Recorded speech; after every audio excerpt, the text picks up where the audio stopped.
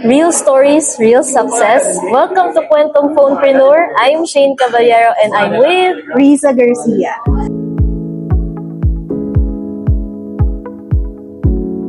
Miss Riza. By the way, ano pala yung background mo before, Miss Riza? So, dati po akong OFW sa bansang Macau for 8 years. Yan, isa akong duty manager doon. Wow. Miss Riza, paano mo po pala nakilala ang Prime Online System? Actually, na-introduce lang to sa akin ng friend ko na sabi niya, tingnan ko lang. And sobrang na-excite ako nung nakita ko kasi talagang napakaganda pala ng Prime Online System. Di ba may enrollment tayo para makapasok dito? Sa situation mo bilang OFW, paano mo siya nagawa ng paraan para makapag-start? Sa totoo lang, pag usapang puhunan, yan talaga yung number 1 na problema. Pero kung gusto mo kasi talaga, gagawan mo ng paraan. So, ginawan ko talaga siya ng paraan. Sa totoo lang, pinanghiram ko siya through credit card. Kasi sa totoo lang, kailangan yung puhunan sa mga karamihan sa atin, wala naman talagang pangpuhunan. Kumbaga, pag kinausap mo yan talaga yung number 1 nilang reason. Wala akong puhunan.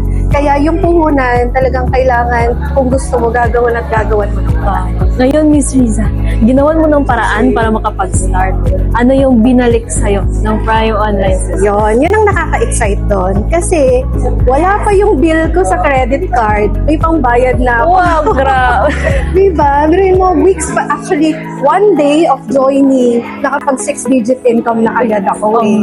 Plus, nakuha ko pa yung travel to Shanghai, China on my first day. Kaya, wala kang pagsisisihan dito. Instead, marami kang pasasalamatan. Grabe. Ang generous ng company, Miss Riza. Tapos yung sipag mo dito, grabe yung balik. Yes, totoo po yun. Kumbaga, kung gusto mo lang talaga makuha yung goals mo sa buhay mo, ito na yung pinakamagandang community, company, team, at si Ma'am Shane na tutulong po sa inyo kasi dito nakalatag na lahat, sistema, training, plus yung team support and mentor na tutulong at mag-guide sa'yo. Kaya yung mahirap, nagiging madali talaga. Tama, Miss Riza. Ngayon, Miss Riza, final message mo na lang po, especially sa mga OFWs din na makakapanood ng video na to.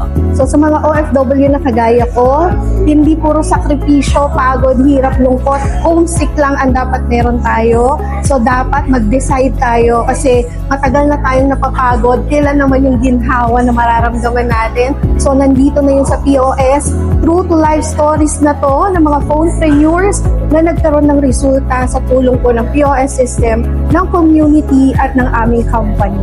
Thank you so much, Miss Riza, sa words of wisdom na binigay mo, and may you continue to become an inspiration sa lahat ng mga OFWs na makakapanood nito. And ikaw, kabayan, kung napapanood mong video na to, congratulations, kasi kung nagawa ni Miss Riza, ikaw na rin yung next. And tune in ka sa next episodes ng ating Kwentong Phonepreneur.